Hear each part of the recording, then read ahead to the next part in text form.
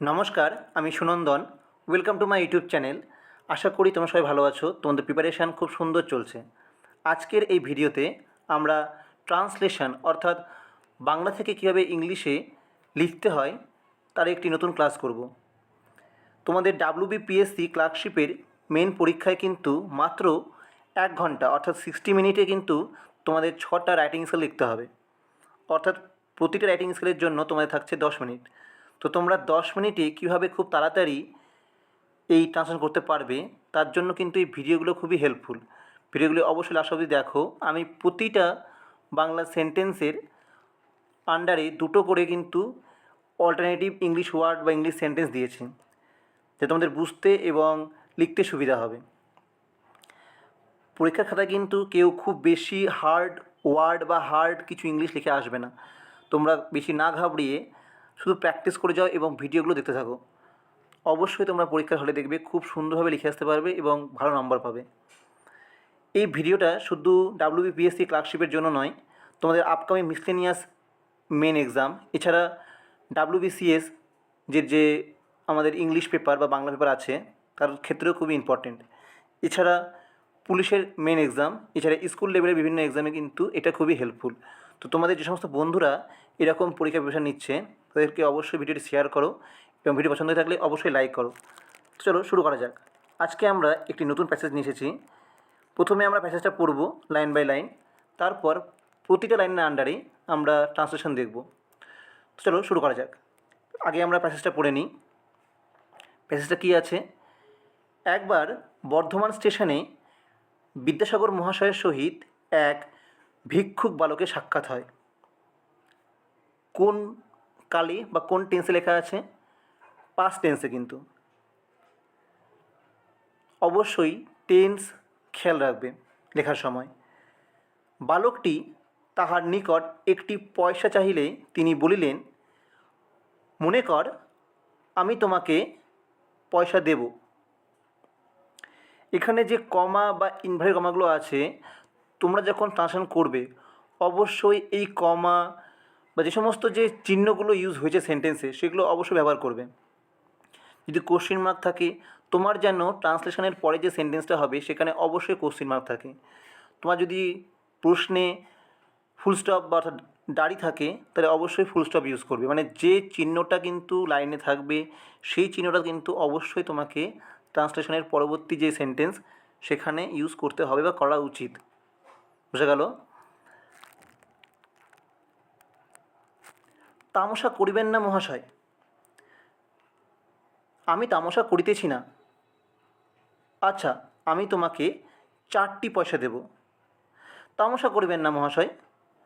আমি তামাশা করিতেছি না। আচ্ছা, আমি তোমাকে 4টি পয়সা দিলে তুমি কি করিবে? 2 পয়সার খাবার কিনিব আর বাকি 2 পয়সা মাকে দেব। আর যদি আমি 2 আনা দিই? এই কথায় বালকটি চলিয়া যাইতে উদ্যত হইলে বিদ্যাসাগর তাহার হাত ধরিয়া বলিলেন, বল না। অশ্রুপূর্ণ লোচনে বালক উত্তর করিল, 4 পয়সার চাল কিনিব আর 2 পয়সা মার জন্য রাখিব। এটা একটা কনভারসেশন হচ্ছে যেখানে লেখক বিদ্যাসাগর এবং একটি ভিক্ষুকের মধ্যে কিছু ঘটনার কথা তুলে ধরেছে। তো চলো আমরা শুরু করি ট্রান্সলেশন। প্রথম বাক্যটি কী ছিল? একবার বর্ধমান স্টেশনে বিদ্যাসাগর মহাশয়ের সহিত এক ভিক্ষুক বালকের সাক্ষাৎ হয়। কোন টেন্সে হবে? পাস্ট টেন্সে অবশ্যই। দেখো, প্রথমে আমি চেষ্টা করেছি একটা ইজি সেন্টেন্স দেওয়ার। ওয়ান্স, একবার। একদা, ওয়ান্স বা তুমি ওয়ান ডে লিখতে পারো, কোনো অসুবিধা নেই। Once a beggar boy came across Vidyasagar at Bardhaman station. কোনো অসুবিধা আশা করি নেই তোমাদের। কোনো প্রবলেম থাকলে বা কোনো তোমরা যদি আরও ভালো সেন্টেন্স বানাতে পারো তোমাদের মনে, তো অবশ্যই কমেন্ট বক্সে লেখো। তোমরা লিখলে পারে তোমাদের কিন্তু প্র্যাকটিস হবে, তোমাদের নলেজ আরও বাড়বে। ওয়ান্স, একবার বা একদা। আ বেগার বয়, এক ভিক্ষুক বালক। তাহলে আমার ভিক্ষুক এবং বালক দুটোই কিন্তু কভার হয়ে যাচ্ছে। যদি কেউ শুধু আ বেগার লিখতে যায় তাও হবে, কোনো ভুল নেই। কেম অ্যাক্রস সাক্ষাৎ হয়, কার সাথে? বিদ্যাসাগর। কোথায়? At the Bardhaman station. আমি আরেকভাবে লিখেছি, দেখো, ওয়ান্স অ্যাট বর্ধমান স্টেশন, একদা বর্ধমান স্টেশনে। তুমি ঈশ্বর বিদ্যাসাগর নাও লিখতে পারো, তুমি বিদ্যাসাগর শুধু লিখলেও হবে, কোনো অসুবিধা নেই। Vidyasagar had a counter had an encounter with a beggar boy. Had an encounter with মানেও সাক্ষাৎ হয়েছিল বা সাক্ষাৎ হয় আ বেগার বয়, একটি ভিক্ষুক বালকের সাথে। আশা করি কোনো প্রবলেম নেই। পরের বাক্য, বালকটি তাহার নিকট একটি পয়সা চাহিলে তিনি বলিলেন। আমরা প্রথমে এই পার্টটার ট্রান্সলেশন করি। When a boy asked him for a coin, যখন সেই বালকটি তার কাছে একটি কয়েন বা একটি পয়সার জন্য জিজ্ঞেস করলো, তিনি বলিলেন, হি সেইড। তোমরা অন্যভাবে বলতে পারো, আপান দ্য বয় আস্কিং হিম। এটা এখানে কিন্তু বেশি আরও সুন্দর শুনতে লাগছে। Upon the boy asking him for 1 paisa, যখন বালকটি তাহার নিকট একটি পয়সা চাহিলে এই কথাটা বোঝানোর জন্য কিন্তু আমরা upon the boy asking him for এটা কিন্তু ইউজ করা যেতে পারে। হি সেইড বা বিদ্যাসাগর সেইড, কী বলিল? মনে কর আমি তোমাকে পয়সা দেব। তো মনে কর ইংলিশ কি? সাপোজ বা ইমাজিন ইফ, ঠিক আছে? তো suppose I give you a coin, মনে কর যে আমি তোকে একটা পয়সা দেব। তোমরা অন্যভাবে বলতে পারো যে imagine that I give you a coin. তোমরা আ কয়েনের জায়গায় 1 পয়সা এটাও ইউজ করতে পারো। দেখো নিচে আমরা লিখেছি, imagine if I were to give you 1 পয়সা দেন। তাহলে কী করবি? এটা প্রকাশ করার জন্য কিন্তু আমরা একটা কমা দিয়ে দেন ইউজ করেছি, কোনো অসুবিধা নেই, তোমরা লিখতে পারো, আর সুন্দর লাগবে দেখতে। তাহলে নিচে সেন্টেন্সটা কিন্তু তোমরা ইউজ করতে পারো। নেক্সট লাইন, তামাশা করিবেন না মহাশয়। কী হবে? এখানে কিন্তু আমি ইনভার্টেড কমাগুলো হয়তো অনেক জায়গায় স্কিপ করে দিয়েছি। তোমরা অবশ্যই পরীক্ষার হলে যেরকম কমা বা দাড়ি আছে সেগুলো অবশ্যই দেওয়ার চেষ্টা করবে হুবহু। Please don't joke with me sir, মহাশয় বোঝানোর জন্য আমরা স্যার ইউজ করেছি। তামাশা করিবেন না, please don't joke with me. বা তোমরা বলতে পারো যে please don't make fun of me sir, কোনো অসুবিধা নেই, দুটোই ঠিক হবে, ঠিক আছে? আশা করি বুঝতে পারলে। আমি তামাশা করিতেছি না। আচ্ছা, আমি তোমাকে 4টি পয়সা দেব। প্রথম লাইনটার আমরা ট্রান্সলেশন করি, আমি তামাশা করিতেছি না, আই অ্যাম নট জোকিং বা I am not making fun, দুটোই ঠিক। নেক্সট কী বলেছে? আচ্ছা, আমি তোমাকে 4টি পয়সা দেব। অল রাইট বা ওকে তোমরা বলতে পারো, বা ওয়েল, কোনো অসুবিধা নেই, তিনটেই হবে। All right, I will give you 4 coins, বা well, let me give you 4 coins. বা তোমরা 4 পয়সা, PAISAS তোমরা লিখতে পারো, কোনো অসুবিধা নেই। তাহলে কী হচ্ছে লাইনটা? I am not joking, all right, I will give you 4 coins, বা I am not making fun, okay, let me give you 4 coins. Okay, next line, তামাশা করিবেন না মহাশয়। Please don't jest with me sir. আগেরবার আমরা লিখেছিলাম don't joke with me. জোকের একটা সমর্থ শব্দ বা সিনোনিমস জেস্ট, JEST, এটাও ইউজ করতে পারো। একই কিন্তু সেন্টেন্স, মানে একই ওয়ার্ড কিন্তু তুমি বারবার ইউজ না করলেই ভালো। তোমার যদি মনে হয় যে একই সেন্টেন্স আছে কিন্তু তুমি তাই বলে একই ওয়ার্ড ইউজ করবে না ট্রান্সলেশন ক্ষেত্রে, একটু ঘুরিয়ে বা একটু অন্যরকমভাবে ইউজ করবে। এর জন্য আমি দুটো করে লাইন দিচ্ছি, তোমাদের কিন্তু বুঝতে এবং লিখতে সুবিধা হবে। এটা কারেক্টভাবে করা যায় কি? Please don't make fun of me মহাশয়। মহাশয়কে আমরা স্যার না বলে মহাশয় রেখেছি, কোনো অসুবিধা নেই, এটাও হবে। আশা করি বুঝতে পারলে। ভিডিও পছন্দ থাকলে অবশ্যই লাইক করো এবং তোমাদের বন্ধুদের মধ্যে শেয়ার করো। যারা তোমাদের আপকামিং পরীক্ষার জন্য চিন্তা করছে খুবই যে কীভাবে প্রিপারেশন নেবে। নেক্সট লাইন, আমি তামাশা করিতেছি না। আচ্ছা, আমি তোমাকে 4টি পয়সা দিলে তুমি কি করিবে? প্রথম লাইনটা আমরা ট্রান্সলেশন করি।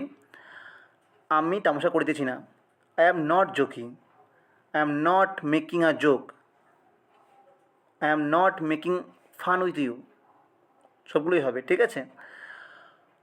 আচ্ছা, আমি তোমাকে 4টি পয়সা দিলে তুমি কি করিবে? এখানে কিন্তু কোশ্চেন করা হয়েছে। All right, if I give you 4 পয়সা, what will you do?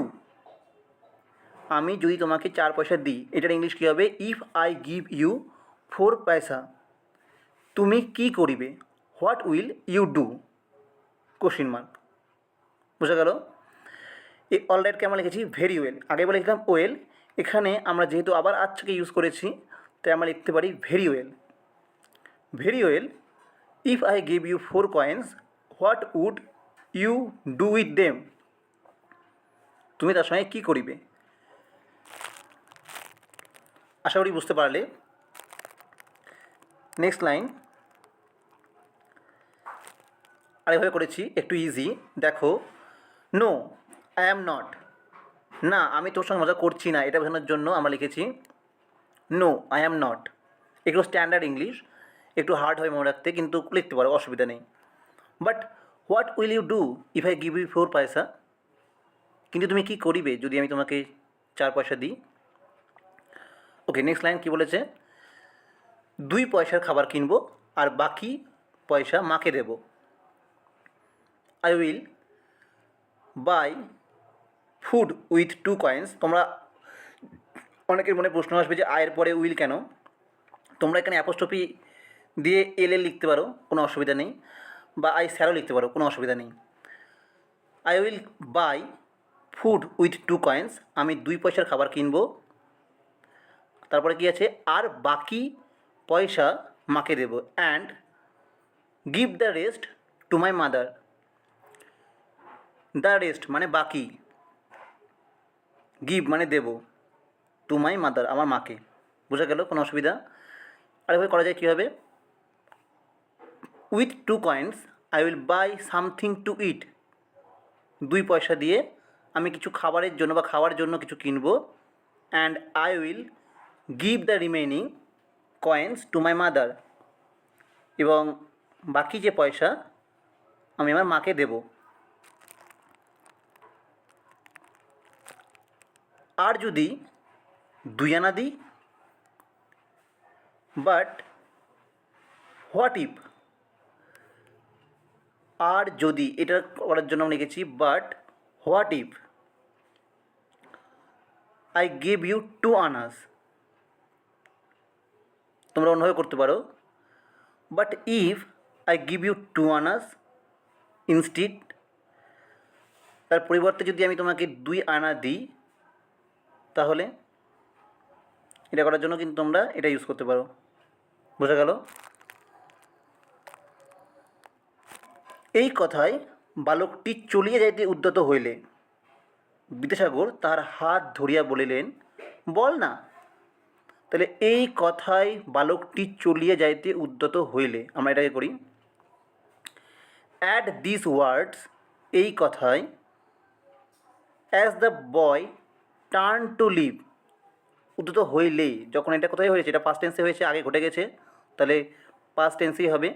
As the boy turn to leave, এই কথায় ছেলেটি যখন ছেড়ে যেতে বা লিভ করতে উদ্যত হলো বা ঘুরলো,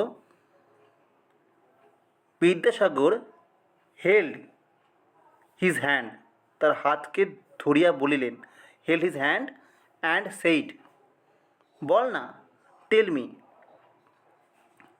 অন্য কী করা যায়? দেখো, হেয়ারিং দিস, এই কথা শুনে, hearing this the boy began to walk away, সেই ছেলেটি চলে যেতে উদ্যত হইল।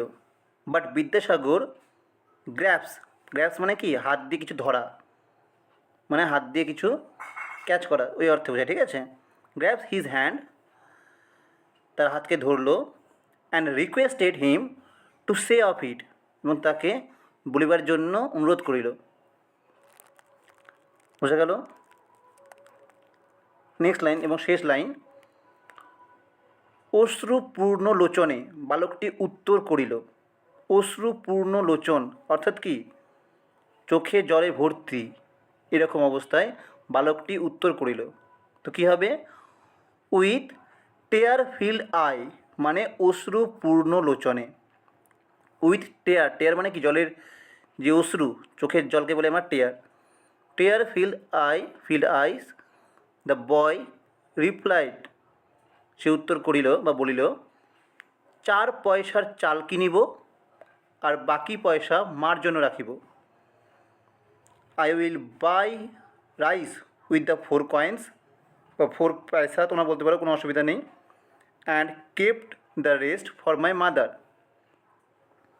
এবং বাকি পয়সা মার জন্য রাখিব। কেপ্ট রাখিব, দ্য রেস্ট বাকি, ফর মাই মাদার আমার মার জন্য। অন্য কেউ করা যেতে পারে, টিয়ার্স ফিলিং হিজ আইজ, অশ্রু তার চোখ ভর্তি করে দিয়েছে। দ্য বয়েজ আনসার্ড, বালকটি উত্তর করিল বা উত্তরে বলিল, I will buy 4 paisas worth of rice, আমি 4 পয়সার যে অর্থের, মানে 4 পয়সা মূল্যের চাল কিনিব। আই উইল বাই 4 পয়সাস, অ্যাপোস্ট্রফি কিন্তু দেওয়া আছে, worth of rice and kept the remaining coins for my mother, এবং বাকি পয়সা আমি রেখে দেব মায়ের জন্য। আশা করি বুঝতে পারলে।